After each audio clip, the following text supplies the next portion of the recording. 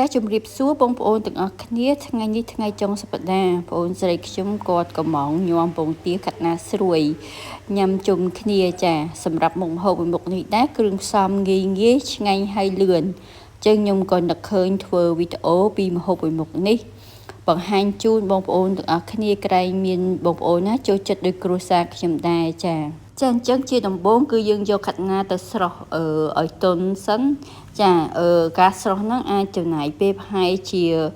50វិនាទីទៅ1នាទីអាស្រ័យលើខាត់ណាចឹងបងប្អូនមើលជាក់ស្ដែងទៅបើខាត់ណាយើងធំយើងដាក់ស្រុះរៀងយូរបន្តិចតែបើសិនជាតូចទៅយើងស្រុះតែ20រោគទៅលើកឡើងមកវិញចាឲ្យដាក់ត្រាំតកកយកតែម្ដងការត្រាំតកកហ្នឹងគឺដើម្បីឲ្យខាត់ណាយើងស្រួយល្អឆ្ងាញ់ចាហើយយើងត្រាំរយៈពេលចាប់ពី30នាទីឡើងទៅចាបន្ទាប់មកគឺយើងមកគោះពងទាដាក់ចៀនចាអញ្ចឹងខ្ញុំប្រើពងទាចំនួន2គ្រាប់ចាដើម្បីឲ្យពងទានឹងមានរសជាតិបន្តិចគឺខ្ញុំលួចស្ករអំបិល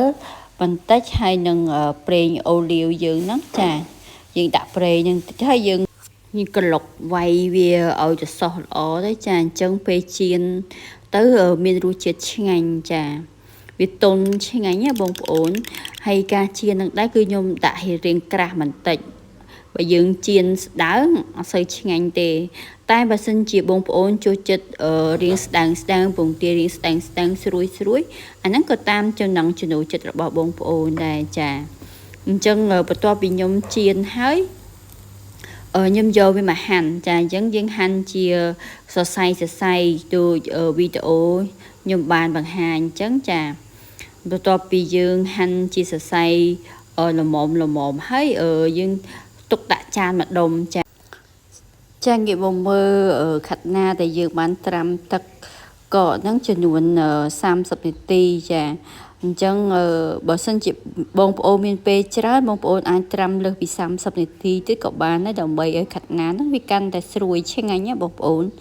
ចាអញ្ចឹងដោយសារតែខ្ញុំអត់សូវមានពេលអញ្ចឹងខ្ញុំត្រាំតែ30នាទីទេអញ្ចឹងយើងពូតទឹកកកនឹងចេញអស់ហើយយើងយកវាមកហាន់ជាប្រទះល្មមអញ្ចឹងណាបងប្អូនដូចវីដេអូអញ្ចឹងយើងកុំហាន់ក្រាស់ពេកហើយកុំហាន់ស្ដើងពេកបងប្អូនចាប់បន្ទាប់ពីយើងហាន់ខាត់ណាហើយយើងចាប់ផ្ដើមហាន់ស្លឹកខ្ទឹមចាស្លឹកខ្ទឹមក៏ដូចគ្នាយើងហាន់រាងវែងបន្តិចទៅជីអាណាហ្នឹងក៏យើងជីអាណានេះក៏យើងហាន់រាងវែងតិចដែរចាអញ្ចឹងបន្ទាប់ពីយើងហាន់ហើយយើងចាប់ផ្ដើមលាយគ្រឿងផ្សំចូលចាហើយការលាយគ្រឿងផ្សំហ្នឹងដំបូងយើងដាក់ក្រូចឆ្មាយើងច្របាច់ចំនួនប្រហែលជា20ក្រាមចាអញ្ចឹងច្របាច់ក្រូចឆ្មាហើយយើងដាក់ខ្ទឹមក្រហមខ្ទឹមសនិងម្ទេសនឹងយើងបានបុកមុននឹងបន្តិចចាអញ្ចឹងយើងបុកសិនមុននឹងយើងដាក់ដើម្បីបង្កើនរសជាតិវាឆ្ងាញ់ហើយស្ករសហ្នឹងចំនួន20ក្រាមអំបិលហ្នឹងចំនួន2ក្រាមចាទឹកត្រីហ្នឹង12ក្រាមហើយទឹកឆ្អិនធម្មតាហ្នឹងចំនួន40ក្រាមចាអញ្ចឹងគឺយើងលាយល្បាយហ្នឹងវាយចូលឲ្យសព្វលាយស្ករលាយអំបិលចូលគ្នាហើយយើងចាប់ផ្ដើមដាក់ខាត់ណាចូលចាអញ្ចឹងខាត់ណានឹងដែរក៏យើងច្របល់វាថ្នមចាអត់ច្របល់វាខ្លាំងទេចាមួយវិញទៀតបងប្អូនក៏អាចថែមម្សៅស៊ុបខ្នុរឬមួយក៏ប៊ីចេងតាមចំណូលចិត្តរបស់បងប្អូនចូលចិត្តរៀងដិតទៅបងប្អូនអាចថែមម្សៅស៊ុបខ្នុរបន្តិចឬក៏ប៊ីចេងបន្តិចចាចូលទៅដែរចាដាក់ការ៉ុតហើយយើងដាក់ពងទាក្លុកចូលចាហើយខ្ញុំនៅសល់គិនឆាយនេះខ្ញុំដាក់ហាន់ប្រទះស្ដើងដាក់គិនឆាយចូលដើម្បីយកក្លិនកាន់តែឈ្ងុយបងប្អូនហើយបន្តមកគឺយើងដាក់ខ្ទឹមក្រហមចូលដែរយើងច្របល់វាថ្នមដៃទៅចាអញ្ចឹងបន្ទាប់ពីច្របល់ហើយសព្វល្អហើយយើងដាក់ចុងក្រោយគឺយើងដាក់ស្លឹកខ្ទឹមហើយនឹងជីណាចាអញ្ចឹងគឺច្របល់បន្តទៀតបន្ទាប់ពីច្របល់ទៀតអញ្ចឹងគឺ